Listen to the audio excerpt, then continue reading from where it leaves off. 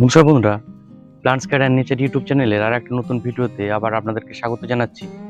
আজকে এই যে বোগেনভেলিয়া বা বাগান বিলাস, এই যে ফুল, এটা আমাদের সবারই একটা প্রিয় ফুলের মধ্যে পড়ে এবং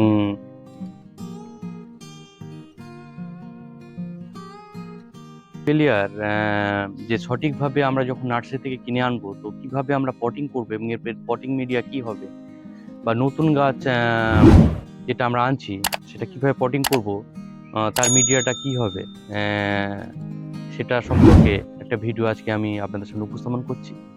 আহ,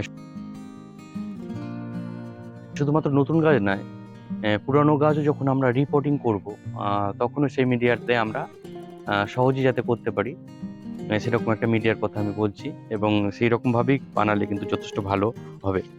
এই যে গাছটা নার্সারি থেকে আনা হয়েছিল এবং এই গাছটা প্রায় 1 মাস আমার কাছে আছে।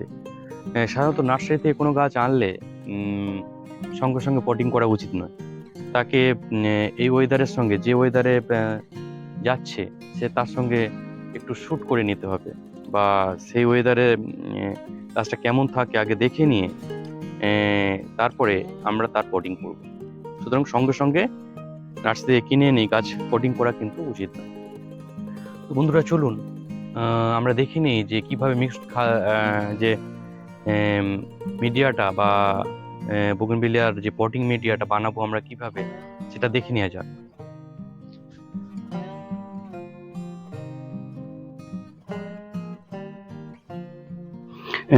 বন্ধুরা, দেখুন তাহলে কিভাবে আমরা বোগেনভিলিয়া বা বাগান বিলাসের জন্য একটা আইডিয়াল পটিং মিডিয়া কিভাবে বানাতে পারি। তো প্রথমেই দেখুন এর জন্য যে রেশিওটা ইউজ করা হচ্ছে, দেখুন 1:1 রেশিওতে কিন্তু এটা করা হবে। সয়েল সেটা দেবো এরকম 1 মগ, একটু সামান্য একটু বেশি দিলেও অসুবিধা নেই, 1 মগ রেশিওতেই সাধারণত করা হয়। 1 মগ দিলাম। Garden soil 1 mug.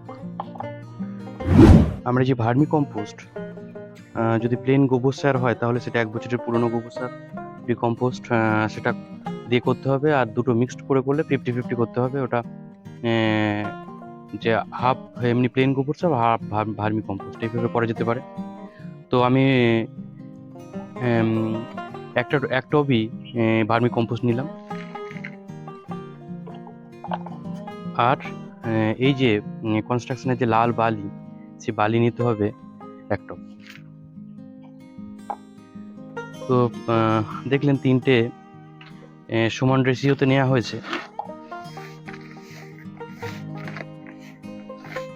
এর সঙ্গে আমি সিন্ডার দেব 1 টবের একটু কম, আমি সিন্ডার ব্যবহার করব। যারা সিন্ডার যাদের কাছে নেই অ্যাভেলেবেল, তারা সিন্ডারের বদলে ওই বালি, মাটি এবং ভার্মি কম্পোস্টের মিশ্রণ দিয়ে করতে পারে। এবং মাটির ভাগ গার্ডেন সয়েল একটু বেশি হয়ে গেলেও কিন্তু সাধারণত সমস্যা হয় না। 2 ভাগ গার্ডেন সয়েল নিয়েও কিন্তু করা যেতে পারে। বেলিয়ার ক্ষেত্রে কখনই আমরা এরকম কোকোপিট কিন্তু ইউজ করব না, কারণ কোকোপিটের যে জল ধারণ ক্ষমতা অনেক বেশি থাকে, ফলে কোকোপিট আমরা ইউজ করলে গাছের কিন্তু শিকড়ে জল ধরে নিয়ে গাছটাকে নষ্ট করে দিতে পারে। সুতরাং আমরা সেটা ইউজ করব না। এই থেকে আনার সময় অনেক সময় আমরা দেখি যে ধান রাইস হাক্স দিয়ে সাধারণত এটা বানানো থাকে, কিন্তু এটা ভালো করে ছাড়িয়ে নিয়ে তবে কিন্তু গাছ পটিং করতে হবে। তো এই হলো যে পটিং মিডিয়া সেটা, এবং এর সঙ্গে কিছু জৈব সার দিতে হবে। সেটা ধরুন এটা একটা টবের জন্য, তো আমরা জৈব সার হিসেবে প্রথমে এরকম বাদাম খোল দিয়ে দেবো। এটা একটু ডাস্ট করে নিতে হবে, আমি দেখাচ্ছি। ডাস্ট করে নিতে হবে বা ডিকম্পোস্ট হবে যখন তখন হতে হবে। তো এরকম বাদাম খোল দিয়ে দিতে হবে 2 চামচ। এর সঙ্গে যে হাড়ের গুঁড়ো, সে হাড়ের গুঁড়ো দিতে হবে। দেখুন এই যে এরকম 2 চামচ মতো হাড়ের গুঁড়ো দিয়ে দিতে হবে। আর এর সঙ্গে শিংকুচি সেটাও দিয়ে দিতে হবে। এই যে এতটা শিংকুচি দিয়ে দিলাম।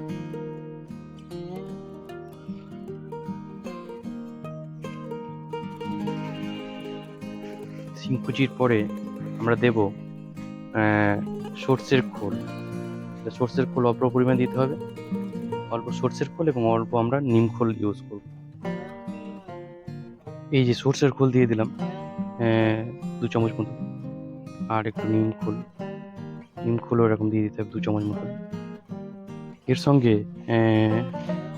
ফাঙ্গিসাইড হিসেবে আমরা ব্যবহার করব, অল্প একটু ফাঙ্গিসাইড দিতে হবে।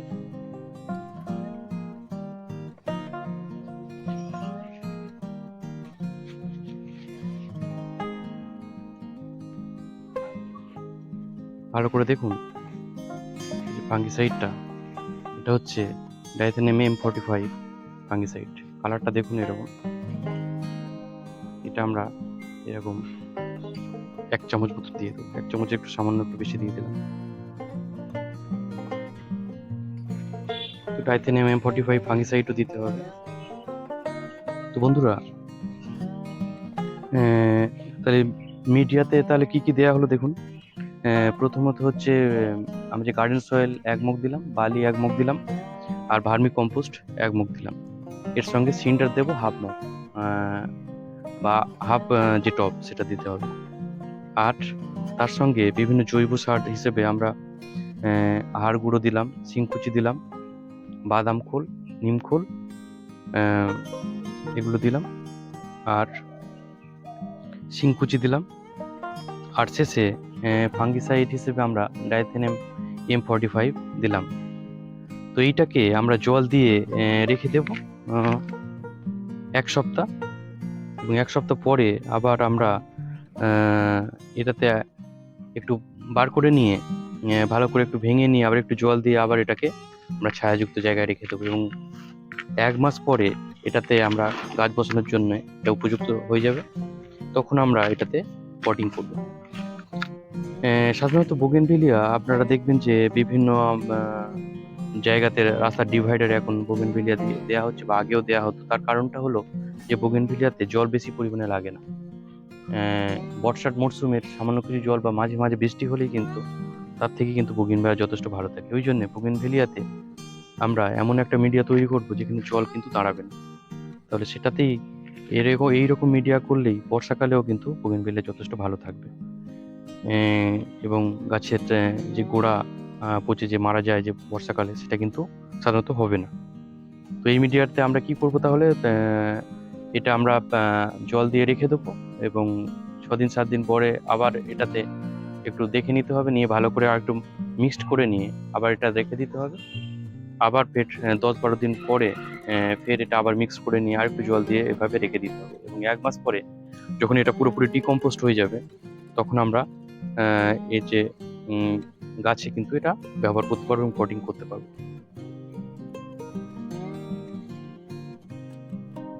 তো বন্ধুরা, আজকে বোগেনভিলিয়ার যে একটা আইডিয়াল যে মিডিয়া কিভাবে রকম হতে পারে সেটা সম্পর্কে একটা ভিডিও উপস্থাপন করলাম। আপনারা পরবর্তীতে আমরা আবার একটা নতুন ভিডিও নিয়ে উপস্থিত হবো, এবং পরবর্তীতে আমরা যে গাছের যে পটিং, বোগেনভিলিয়ার যে পটিং ফার্স্ট নার্সারি থেকে নিয়ে কিভাবে করতে হয় সেটা সম্পর্কে একটা ভিডিও কিন্তু আনছি।